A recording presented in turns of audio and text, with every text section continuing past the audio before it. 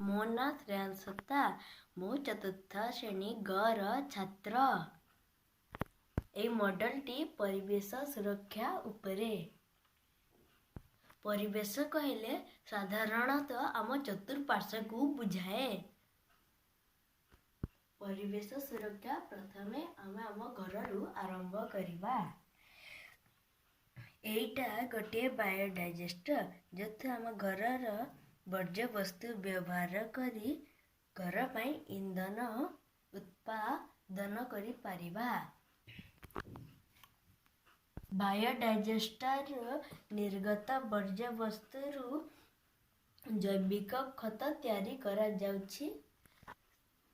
ता व्यवहार करी जैविक चाष करा जाउछि। एठी वर्षा जल संरक्षण करा जाउछि जोटा भविष्यत रे व्यवहार करा जाई पारिबो।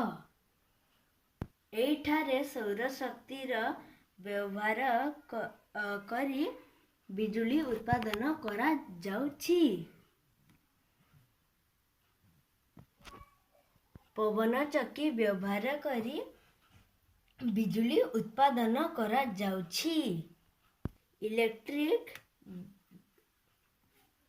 कार व्यवहार करी प्रदूषण को कम करा जाउछि।